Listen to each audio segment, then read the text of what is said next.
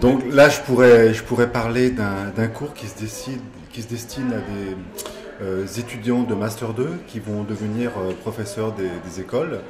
Donc c'est un cours qui vise à les aider à intégrer les technologies dans leur activité professionnelle.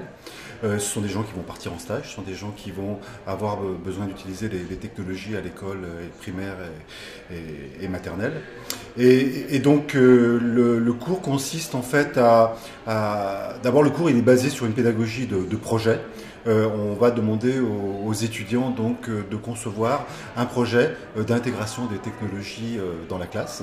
Donc on part donc des attentes des étudiants en termes de quelles sont les compétences qu'ils veulent développer, puisqu'elles sont liées au projet qu'ils vont mettre en œuvre.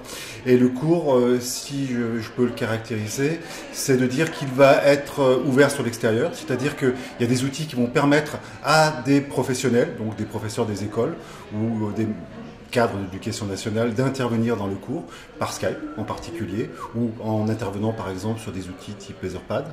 Et puis ce cours également, donc, il va être basé sur un travail collaboratif. Les étudiants vont travailler donc à essayer de construire ensemble des solutions aux problèmes pédagogiques qu'ils ont envisagés au départ. Alors peut-être le plus original, me semble-t-il, c'est celui qui concerne justement l'ouverture sur le monde socio-professionnel, le monde auquel ils vont être confrontés. C'est-à-dire que, par exemple, je me suis retrouvé en situation d'avoir des enfants de classe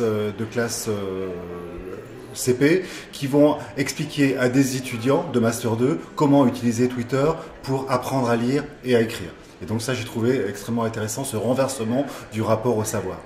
Un deuxième exemple peut-être aussi, c'est le travail collaboratif qui a pu être fait entre les étudiants et aussi avec des professionnels qui sont venus sur les outils collaboratifs pour aller réviser un petit peu les analyses que faisaient les étudiants de certaines situations.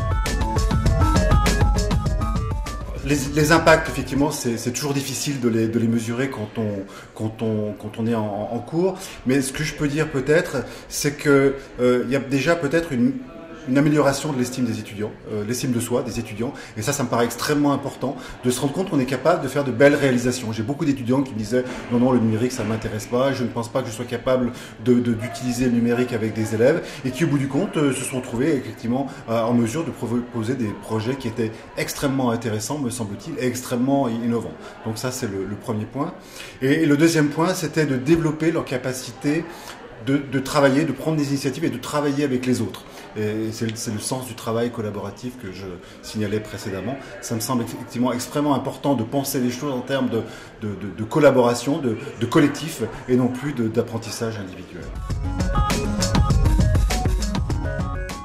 Alors, il me semble que ma façon d'enseigner a été modifiée le jour où je me suis dit il faut que j'arrête d'enseigner, mais il faut que mes étudiants apprennent. C'est-à-dire que ce que j'ai mis en place, c'est l'idée, c'est d'arriver à construire des situations dans lesquelles les étudiants vont apprendre plutôt que d'avoir l'idée de leur enseigner des concepts au départ. Ça ne veut pas dire qu'on va oublier les concepts, ça ne veut pas dire qu'on va oublier les contenus, mais ces contenus vont prendre du sens dans des situations qui sont finalement assez proches des situations professionnelles qu'ils vont rencontrer.